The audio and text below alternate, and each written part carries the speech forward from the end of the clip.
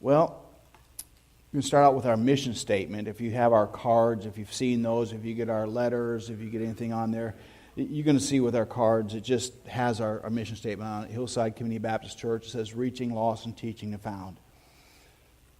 That didn't come by accident. It was by purpose. I first started here, of course, you know it's been a while. It's been 19 years now that we've been here ministering. After the first year, we started to grow. People were coming, they were growing, and we got a small group of people for a church council to help guide our direction of our church. And almost everyone in church is on church council. It was just a small group, and we were there. And I remember going to a meeting, and I gave everyone a blank piece of paper. I said, I want you to write down why we're here. Don't look at everyone's answers. I just want you to write down, why do you come to church every week? Why are we here? And everyone took a piece of paper, and everyone took a couple minutes, and they wrote down why we're here. As you could guess it, everyone had a different answer. They did. They were all good answers. They were just different. And I point out that, if someone came and they said, why are you here? And they asked us, they have to ask all of us individually, they'd get different answers from every single person. They need to have one answer. Why are we here? And so we took all the answers on the paper, and I tell you, all of them were centered around two things. Either evangelism or discipleship. Every answer was centered on that. And they're good answers, that they just weren't the same answer. So if I had to go ask one person, why are we here? They'd tell me one answer. I said, why are we here? It looked like we had no idea why we were here. So we toyed around with that idea. We took the evangelism, discipleship. We kept on working with it, that whole session. And then finally it came, reaching lost, teaching the found. That was a great commission. That was evangelism and discipleship, both those together in one short statement that we could remember easily. Now someone comes and says, why are you here? I say, we're here to reach lost and teach the found. Well, that makes perfect sense. That's a short, concise answer, and at least we knew why we were here corporately now. We all had the same answer, reaching lost and teaching the found, and that's important to us. Now we added later our core statement, which we'll be looking at over the next 6 weeks, will be our coffee statements. And why are we centered on coffee? It's we're Christ-centered, outreach-minded, it's friendly fellowship, it's family-focused, enthusiastic worship, and then evangelism-driven. That's how we do what we do. And we'll look at those individually, and we're going to spend some time on them. We need to know why we're here. We really do. I mean, that's one of the philosophers' big questions. Why are we here? Well, as a group of people, we need to know why we're here. That way, when we do our outreaches, when we do the things we're doing, why are we doing this again? Oh, yeah, because that's why we're here.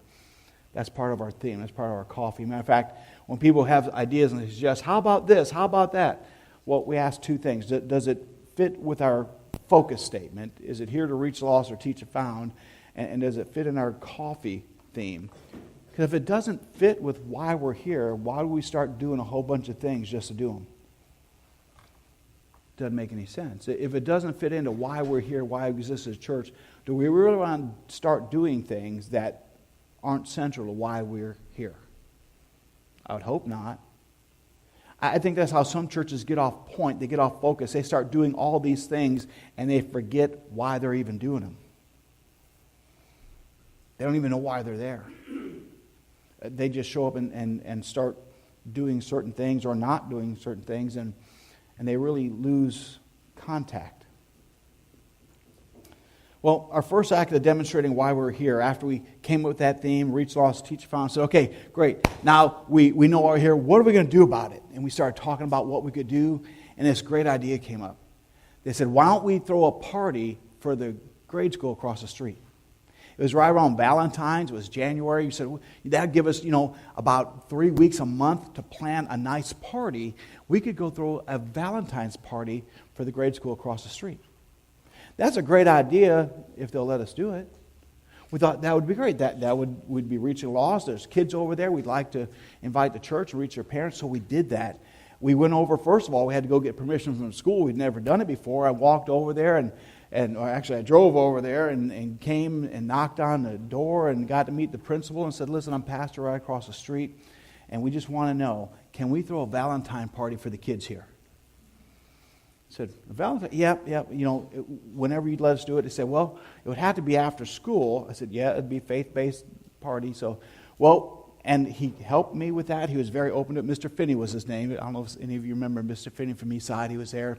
And he allowed us that, and he taught us how to get everything going. We had to get the flyer. We had to send it out. We had to go through the school board, get it approved. And after it got approved, we can pass out. So the first time we ever did all that, all the little red tape things you had to do, and they were open to doing it. You just had to know what route to take, and we were figuring it out. And so we got our flyer together. We took it over there. He looked at it. He approved it. We went to the school board. The school board approved it. And then we could pass out to all the students.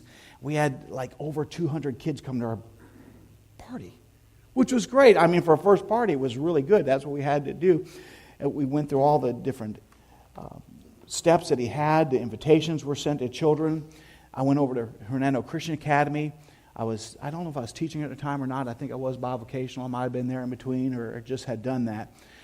And I asked them if the puppet team could come over and do a puppet show, and they were so excited. I said, what?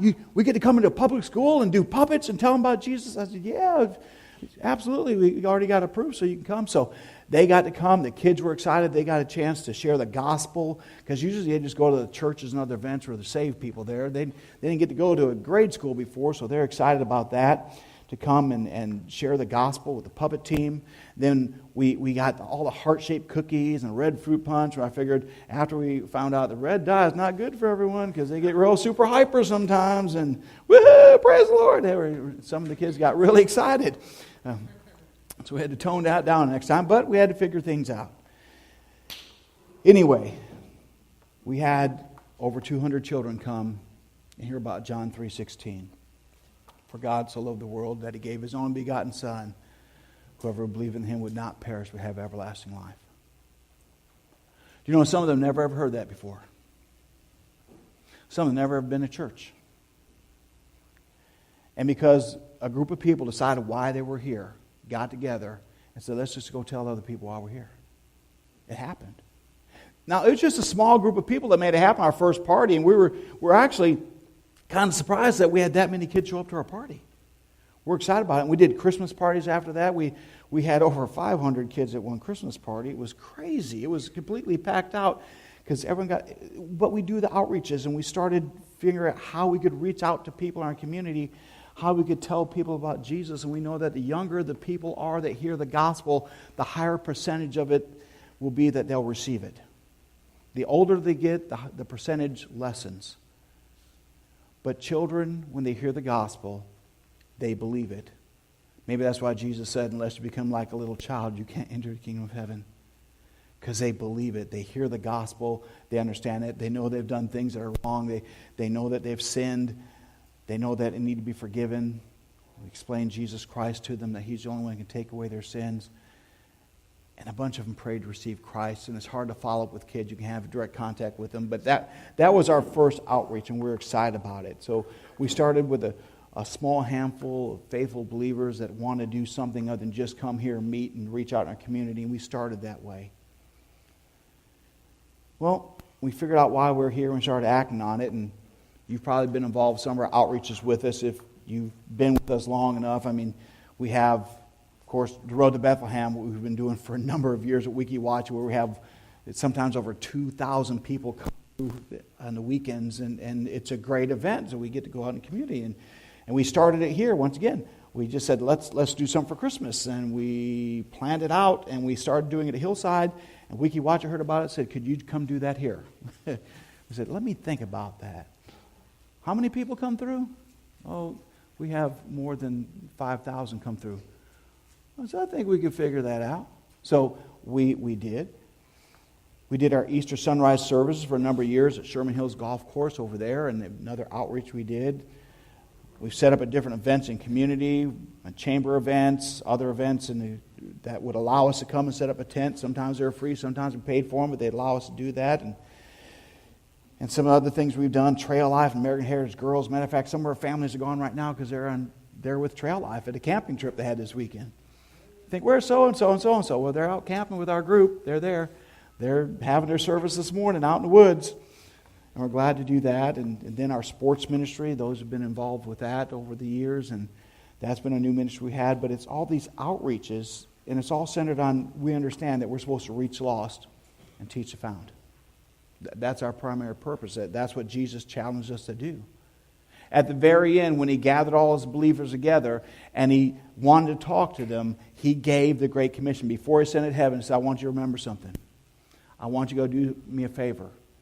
I want you to go make disciples of all nations, baptizing them in the name of the Father and the Son and the Holy Spirit. Then teaching them to obey everything I've commanded. Lo, I'm with you always to the end of the age. That's what he asked us to do. And that we take that seriously. We take that to heart. We think that's one of the reasons God blesses us, because we're doing what he asked us to do. To reach the lost and teach the found. Now, we had baptisms last week. Are you guys here for the baptism? Did you like that? Baptisms in here? That's kind of fun.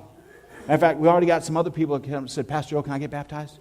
So we've got some more people that want to get baptized. So I think we're going to get our own portable baptism and do it here. Woohoo! And that, you know, when I heard the applause in the background of the video, how loud that was, I was like, that's the loudest baptismal applause we've ever had. And no one cannonball or anything, and it was just nice. It was fun. And so we're going to get our own. We're going to do that again. And I'm still surprised. We had 21 baptisms last year. You know the stats, I went to an NAMB meeting in Orlando, pastor's meeting. There are still a number of churches that have 0 baptisms for a whole year. No one baptized. And the North American Mission Board is looking at it and saying, what can we do to have churches figure out how to do baptisms? Well, it's pretty easy. There's lost people everywhere. All you got to do is go and find them. Share the gospel with them. Have them come to faith in Christ. And then baptize them. It's not hard. But you have to know why you're there. What that tells me is some churches have no idea why they're there. They have to fill out an annual report like everyone else. And I can't imagine filling out a report in the year. And how many baptisms do you have? 0. I would lie and put something on there. I'm just telling you.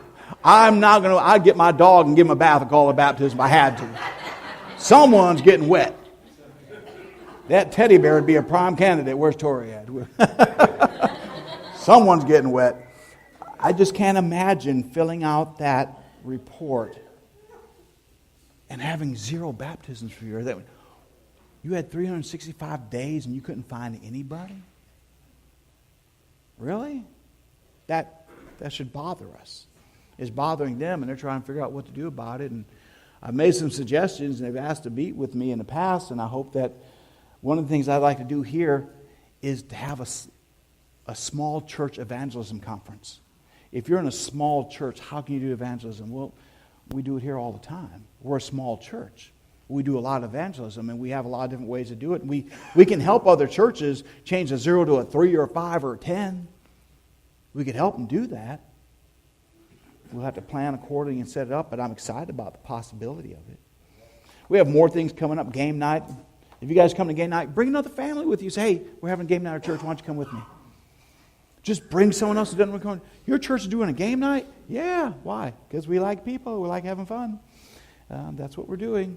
And then we have the movie night. The movie night is going to be phenomenal. If you've ever seen that movie, I can only imagine, it's phenomenal. It's a great, well-made movie. There's people that you know around your community haven't seen it yet. Say, hey, they're showing that movie at my church. Would you come be my guest? And free popcorn, free water.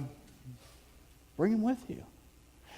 This is how we do outreach. We go out and reach to people and invite them and bring them in so they can hear the gospel. Sometimes we take the gospel out. Sometimes we go invite them in. But there's inward out and outward outreaches, and we're doing those. And then we have our men's conference coming up the 22nd, 23rd of next month. That's another outreach for us, where we get to invite all these men, hopefully 140, 150 men coming here and being challenged and helped and encouraged, and some of them coming to know Christ their Savior. That's what we want to do. These are some of the things that we're doing. And if you've not been involved with us, say, hey, how can we get involved? We'll help you get involved. We'll get you plugged in. Now let's talk about the Great Commission for a moment. See, it didn't start with go and tell. That's not allowed to go make disciples of all nations. I know that's the end product, But that's not how it started. It started with come see. See, it started with come see. He actually foretold